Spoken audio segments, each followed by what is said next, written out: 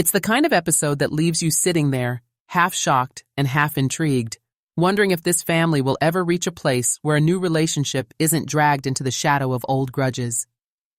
Welcome to Plathville Season 7, Episode 3.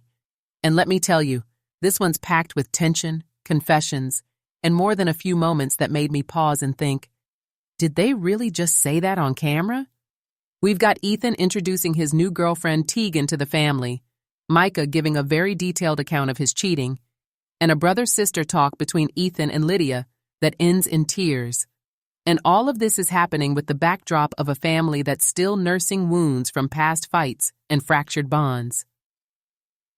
Before we get too far, hi friends, my name's Christine, and you're watching Inside Hollywood Couples. If you love emotional, messy, real-life family drama on screen, you're in the right place.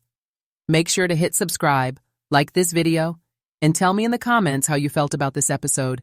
I read every single one of them, and I really want to hear your thoughts. This episode opens with a sense of anticipation. We're coming off a big cliffhanger, the bombshell from last week that Micah cheated on Veronica, so there's already tension simmering. But instead of diving straight into that mess, the cameras first follow Ethan back in Cairo, looking noticeably different with his signature rings, his vintage car, and that beard that already has people talking. And walking right into this picture is Teegan, a woman we've never met before, but who's clearly important to Ethan. She's from Wisconsin, she's a mom, and she's been dating Ethan long distance for nearly a year. That's where our first thread begins. The careful, sometimes awkward dance of introducing a new partner into a family where nothing ever stays simple for long. At the same time, you can feel the other storylines pressing in. Micah still has to face the fallout of his actions, and Lydia's engagement to Zach is coming fast, with Ethan holding opinions he's not shy about sharing. 3 separate paths, all headed toward the same emotional bottleneck. And by the end of the episode, they'll collide in ways that show exactly why the Plath's family dynamics are so fascinating and so hard to navigate for anyone who steps into their orbit. When Ethan finally brings Teegan into the family setting, there's this almost tangible hesitation in the air. It's not the kind of over-the-top TV drama where someone storms out or throws shade immediately. No, this is the quieter, heavier kind, where people smile politely, but you can feel them mentally running through their list of past grievances. Ethan's had a complicated journey with his family. Years of estrangement, his messy split from Olivia, and that lingering sense that every conversation is just one wrong sentence away from reopening an old wound. All of that history is in the room before Teegan even says a word. Now, Teegan is stepping into that minefield with a grace that's honestly impressive. She's warm, soft-spoken, and quick to laugh, but she also doesn't seem oblivious. You can see it in her eyes. She knows there's a backstory here, and it's not exactly a fairy tale. She talks about life back in Wisconsin, about raising her daughter, and about how she and Ethan made the long-distance thing work. But the real test isn't in what she says. It's in how the family reacts. And here's the thing, their reactions are mixed. Lydia, ever the peacemaker, is kind and welcoming, but you can see her studying Teegan, almost as if she's trying to measure whether this new relationship could cause fresh ripples in the already delicate family balance. Ethan, for his part, seems more at ease than we've seen him in years. There's a lightness in him, a willingness to be playful that we didn't see during his time with Olivia. He jokes with Teegan, opens the car door for her, and keeps this quiet, protective presence around her, like he knows the family can be overwhelming and he's determined to make the transition as smooth as possible. But underneath all that is the question we all have. Is this real healing for Ethan? Or is he just finding comfort in someone new, while the deeper family fractures remain untouched? It's a delicate, almost cautious introduction, but in true Plathville fashion, you can tell that even the friendliest smiles are holding back deeper judgments. And those judgments, well, they won't stay hidden for long. If Ethan and Teegan's storyline was all about cautious introductions, Micah's segment in this episode is the complete opposite, raw, unfiltered, and impossible to sugarcoat. We pick up with Micah sitting down, looking noticeably tense. You can tell before he even opens his mouth that this isn't going to be a casual chat. The producers know it too. The camera lingers, the silence stretches, and then he dives right in. Yes, I cheated on Veronica. It's not just a quick admission either. Micah lays out the timeline in uncomfortable detail, how it happened, when it happened, and the messy mix of regret and justification swirling around it. He talks about traveling, about being in a different headspace, about making choices that he knows, even in the moment, would hurt someone who trusted him. There's no getting around it. His words are heavy, and yet there's also this strange calm in the way he owns up to it, as if speaking the truth out loud is the only way to start picking up the pieces. But the fallout isn't just about Micah and Veronica. In a family like the Plaths, one person's scandal is a way of rippling through the rest. You can feel the judgment, not just from viewers, but from the siblings who have watched each other's romantic lives implode on camera more times than they'd like to admit. Some of them see it as a cautionary tale, a reminder of how quickly trust can be destroyed. Others see it as a pattern, the kind of self-sabotage that happens when you grow up in an environment that avoided hard truths for so long. Micah doesn't cry, but there's a heaviness in his voice, like he's trying to convince himself he's still the same good guy underneath it all. And maybe that's why this moment lands so hard. It's not just about cheating. It's about the Plath family's complicated relationship with honesty, vulnerability, and facing consequences head-on. By the end of the scene, Micah's confession feels less like a one-off mistake and more like a turning point, for him, and maybe even for the family as a whole. Because if he can put his worst moment on the table, it forces everyone else to start looking at the truths they've been avoiding. And that's the kind of tension that Plathville thrives on. The quietest moments in Welcome to Plathville often end up being the most powerful. And Ethan's sit-down with Lydia is exactly that. No big family dinner, no explosive group argument, just the two of them in a softly lit space, speaking in voices that are equal parts cautious and tender. From the very start, you can feel the shared history between them. The years of being siblings in a tightly controlled household, the slow unraveling of the family's unity, and the different paths they've taken since. Lydia leans in when she talks, her words careful but warm. She tells Ethan she's glad to see him happy with Teegan, but there's an undertone that's hard to miss. Please don't let history repeat itself. Ethan listens more than he talks at first, which is rare for him. What makes this conversation so moving is how they keep circling back to one word: family. Not the picture-perfect, idealized family they were taught to project growing up, but the complicated, messy, real version they have now. Lydia admits that it's been exhausting trying to hold pieces together that were never hers to fix. Ethan nods, and for a moment, the years of misunderstanding seem to dissolve. But this is Plathville, and every tender moment has a shadow. You can see Ethan struggling to balance his loyalty to his new life with Teegan and his responsibility to the family that raised him. Lydia wants him to be present, to show up, not just physically, but emotionally. Whether he can do that, well, that's the question hanging in the air when the conversation ends. It's not a fight. It's not even a resolution. It's something much more valuable for reality TV, an open door. And if we've learned anything from the Plaths, it's that open doors always lead somewhere we didn't expect. If the earlier episodes of Welcome to Plathville have been about tension, avoidance, and the slow unraveling of old wounds, this scene with Olivia is the opposite. It's about deliberately stepping away from the battlefield. And yet, it's not calm. It's bittersweet, it's layered, and it's Olivia at her most self-aware. She's sitting alone, the kind of setup where you can tell producers are letting her speak freely without interruption. No Ethan across from her, no family members hovering in the background.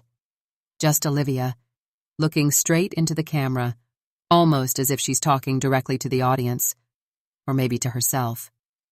Her words come out steady, but they carry a weight that's impossible to miss.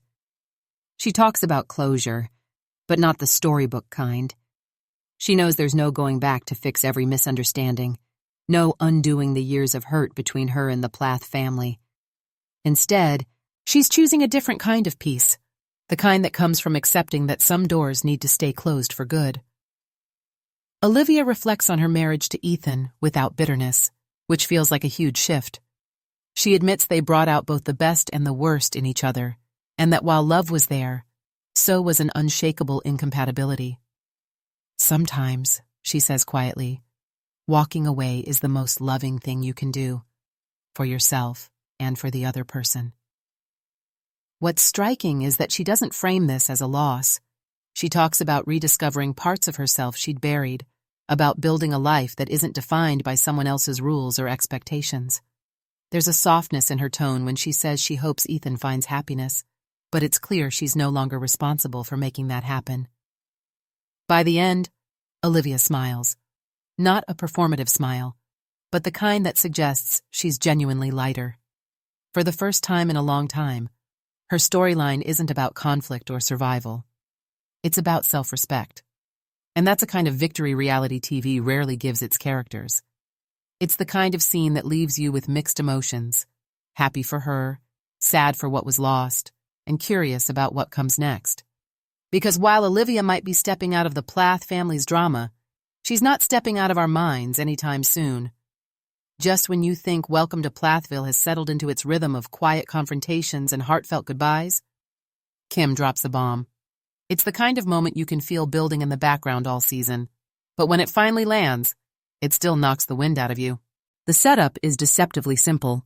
Kim in a one-on-one interview, sitting in that familiar chair, her expression unreadable.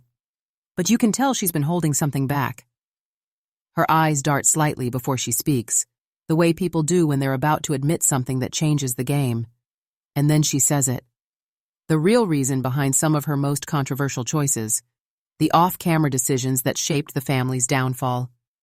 She admits that there were moments, more than a few, when she wasn't just being protective or strict.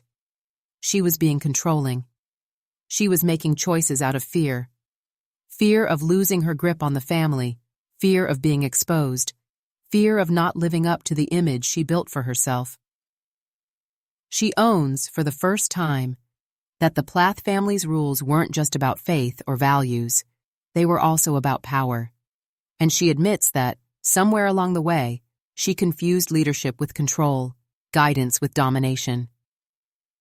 It's jarring, because we've seen Kim deflect blame for seasons, but here, she doesn't shift it onto Barry, onto the kids, or onto the culture they grew up in.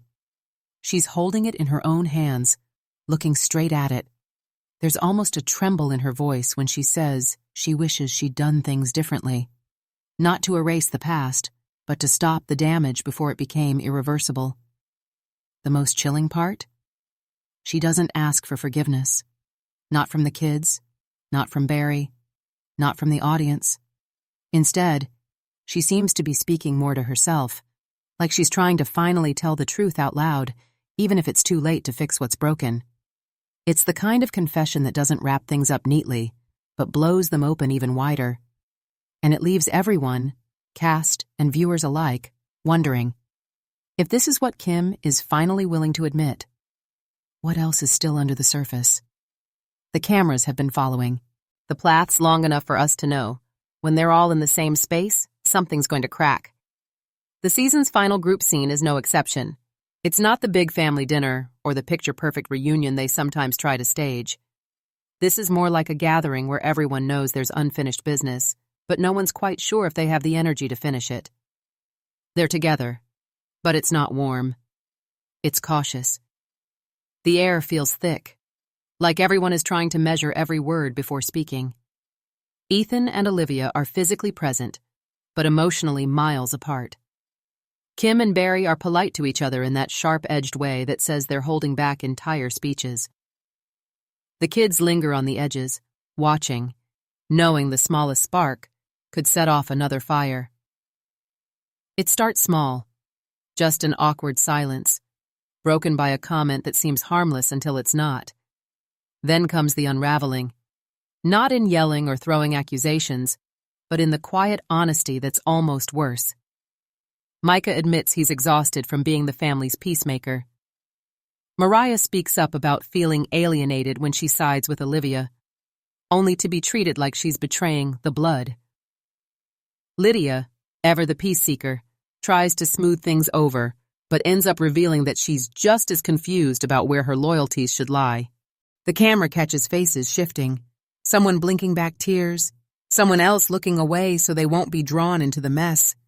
Even the producers seem to know to keep the cuts long and raw, letting us sit in the discomfort. And then there's a moment, so fleeting you could miss it, when Barry looks directly at Kim. No words, just this heavy, loaded look that says everything.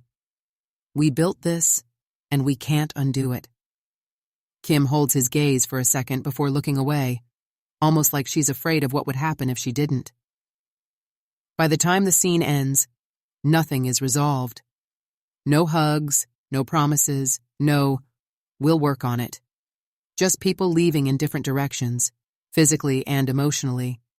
It's the kind of ending that tells you this family's story isn't tied up in a bow. It's frayed, messy, and still unraveling.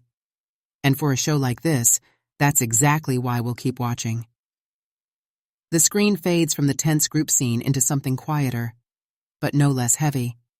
It's that signature Welcome to Plathville closing montage, the one that doesn't need dialogue to gut you.